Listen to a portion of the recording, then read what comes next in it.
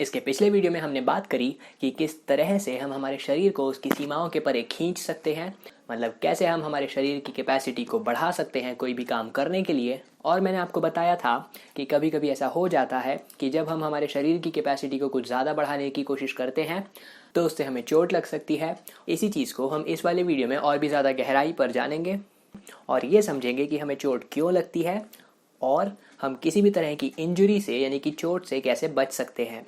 जब हम हमारे शरीर को उसकी कैपेसिटी के बाहर पुश करते हैं, मतलब अपनी सीमाओं के बाहर ले जाते हैं, तो उससे इंजरीज का रिस्क बढ़ जाता है और इसीलिए हमें इस चीज़ को समझना ज़रूरी है कि हम उन्हें कैसे रोक सकते हैं।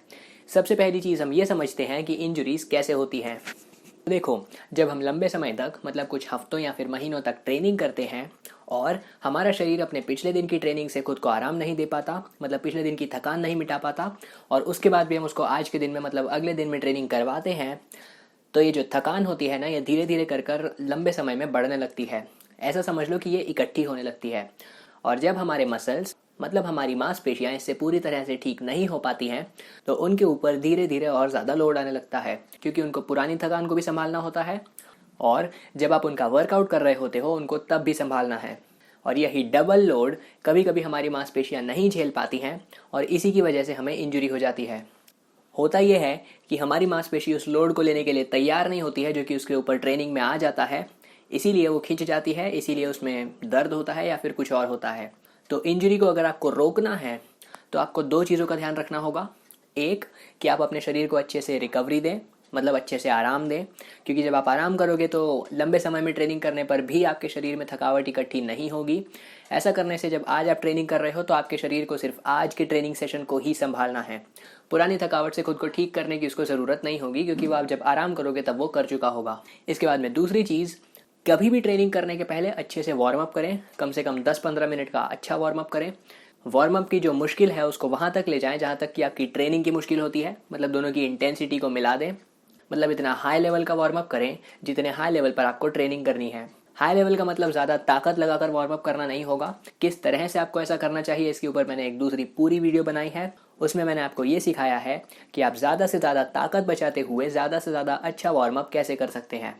देखो, वार्म अप ज़रूरी होता है, वार्म अप में ताकत बचाना भी एक ज़रूरी चीज़ है, जिससे कि वर्कआउट जब आप शुरू करो तब आपके शरीर में सबसे ज़्यादा ताकत हो और वार्म अप में आप बिना ज़रूरत के ज़्यादा ताकत खर्च ना कर दो। वार्म अप करने का सबसे पहला उद्देश्य ये है कि आप अपने को ट्रेनिंग के लिए तैयार करो, कि आप अपने शरीर को तैयार कर लो जिससे कि उसके ऊपर एकदम से लोड नहीं आए, क्योंकि उस पर एकदम से लोड आएगा और वो उसको नहीं ले पाएगा, तब जाकर के आपके शरीर में इंजरी होगी, मतलब चोट लगेगी। इसीलिए वार्म अप करो, अच्छे से करो।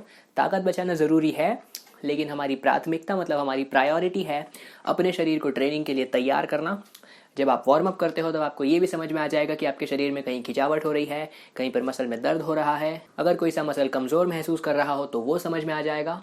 और इस समय पर अगर आपको ऐसा लगता है कि आपकी ट्रेनिंग इस मसल के लिए थोड़ी सी ज़्यादा हो जाएगी और इसको चोट लगने का चांस है, मतलब इसमें इंजरी होने का चांस है, तो आप रुक जाओ, उस दिन ट्रेनिंग मत करो। उसके बाद में भी 1-2 दिन आराम करो, अच्छे से आराम करो और पूरे दिन आराम करना और कुछ मत करना।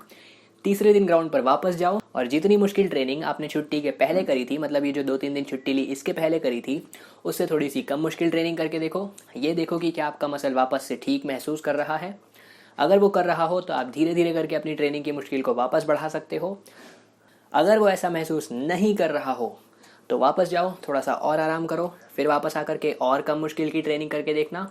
अगर वार्म अप करने के समय आपको ऐसा समझ में आता है कि आपका कोई भी मसल मतलब आपकी कोई भी मांसपेशी कमज़ोर महसूस कर रही है और आप ऐसा सोचते हो कि ये ट्रेनिंग को निकाल लेगी, मतलब ट्रेनिंग में भी इसको कुछ नहीं होगा, तो यार इस चीज़ का ध्यान रखना कि 2 दिन छुट्टी लेकर आराम करना बेहतर रहेगा इंजरी को रोकने के लिए, बजाय इस चीज़ के कि आप 2 हफ्ते तक सिर्फ उस इंजरी से वापसी करते रहो।